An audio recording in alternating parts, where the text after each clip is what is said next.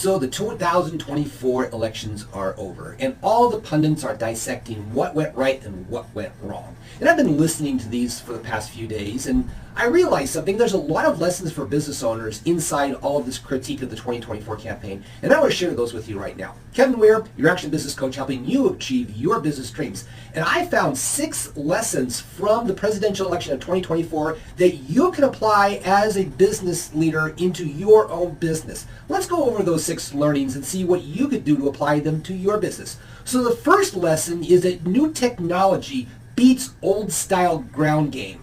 So here's a great example. I was watching the Van Jones interview on CNN, and one of the reasons that they got beat is that the Trump campaign was using modern technology to go after audiences rather than the old-fashioned ground game. He made this comment, well, that was very insightful, where they were going the old classic traditional door-to-door, knocking on the door, and didn't see any of the Trump people doing likewise.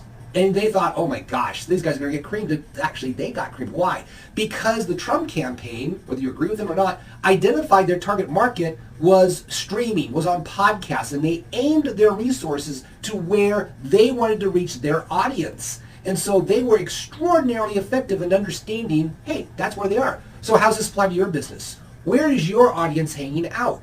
Is your audience hanging out on streaming, on podcast? Where are they going towards? Let's look at this. Trump went on Joe Rogan. Kamala did not. Where are people's eyeballs on right now? High-level podcasts. Joe Rogan is probably the most famous and well-known media person in the world. And so even in your local community, what are streaming services or podcasts that are well-known that you could be aiming your bullet there rather than maybe doing traditional old-style marketing that's no longer working? So the number 2 lesson that business owners can apply is, well, you need to stand for something. Here's the problem. A lot of people are critiquing the Harris campaign is that she was trying to please everybody. And a good example of that is they would ask her questions about, for example, there was an anti-crime ballot measure in the California state election, and they asked her about what was her opinion on it, and she wouldn't answer the question because she didn't want to make anybody mad. Here's the thing, is that let's translate this over into business. You can't be afraid to be confrontational and go after a target market that is your market, and maybe you make some other people upset.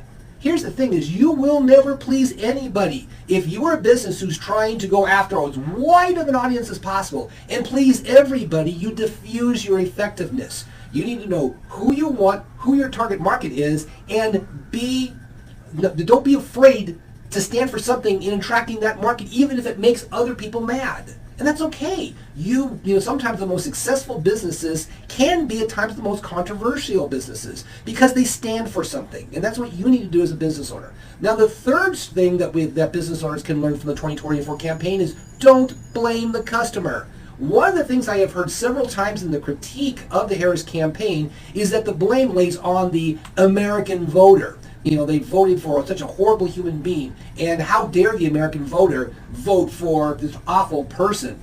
And it's like, wait a minute, no, you have to take responsibility for what you did. And I've seen this before from business owners where, you know, the customers just don't get it. The customers just don't understand.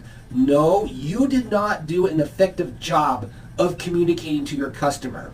So when you're taking a look at your business and you do an advertising campaign or you introduce a product and it does not go well, don't blame the audience, the customers out there going, well, you know what, they just don't get it. No, you need to help them get it. Now, the number 4 thing that the presidential campaign can teach business owners is you have to be crystal clear in how you communicate. Here's the thing, is that for better or worse, and again, I'm no Trump fan, but what he did well is he communicated very crystal clearly in very short phrases and sentences what his campaign was all about. The Harris campaign would do legendary word salad answers that used a lot of words, but really didn't get to a firm point. Here's a mantra that I've learned before, is that if you can't be understood in one sentence, you just can't be understood. You have to basically use a very direct and focused communication style to your target markets so that they get it and they get it quickly. You know, one of my favorite podcasts I like to watch on YouTube is called Nomad Capitalist, and he has a phrase that he says, go where you are treated the best. That's his mantra, and he drills that over and over again. Now, obviously, he has a lot of different explanations that go along with that, but he has a crystal clear message. Go to where you are treated.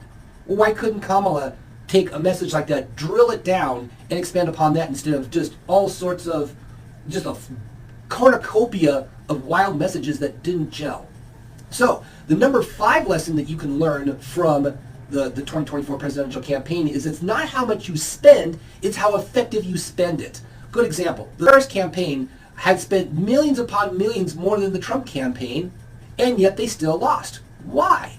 They were just spending money as fast as they could on everything possible instead of going, okay, where is this spending going to be the absolute most effective and the most pragmatic, and then, yeah, I'm sure they did a lot of analyzing the states and everything and where they need to spend the money, but what's more important is how can they spend it in such a way that gets the biggest bang for their buck? And this is one of the things that there's a lot of criticism out there. Is like there didn't seem to be a cohesiveness to taking all of that huge amount of money and drilling down onto what's going to work best. And the same thing in business. You can't just overspend your way to success. If you are going to invest in capital equipment, it has to be efficient. You just don't invest for investment's sake or tax purpose sakes. You have to buy something that's going to help you be profitable. A marketing campaign has to be aimed at and targeted directly at an audience that's going to help bring our return on investment to that. And it's apparent that that didn't happen in the Harris campaign. And finally, the number 6 thing that business owners can learn from this campaign is, what do your customers want? Now, and Alan asked, one of the pundits was giving the feedback, is that a lot of what resonated with the American audience was economic messages instead of social messages. And what the Harris campaign did is a lot of social issues, and a lot of what the Trump campaign did was economic issues. Why? Because the audience, the voters wanted economic issues far more important than the social issues. Not that they weren't important, but there's obvious economic issue focus. And so here's the thing, is that you have to basically know, in a business owner, what do your customers want? Are you surveying out there and finding out what they truly want? And are you then taking a look at what you can get from the sell, what you have, to meet their needs? And a lot of that depends on how you want to do it, but you have to have a clear idea of what this customer wants and what you can bring to them that satisfies their want. And so without that deeper understanding, you're going to try to sell them something that maybe they don't want. So let's cover these 6 things. Number 1, new technology beats old style ground game. In this case, where are your customers and how are you going to reach them quickly? Number 2, you need to stand for something. If you're basically in the middle of the road, you're going to get squished. Number 3, don't blame the customer. You know, it's not their fault that they don't understand you. It's your issue. Number 4, be crystal clear in how you communicate. Focus a message instead of a whole bunch of words that don't mean anything. Number 5, it's not how much you spend, it's how effective you spend it. And number 6, what do your customers absolutely want? Go ahead and take these lessons and apply them to your business. Go out there and make it a great day, week, month, and year.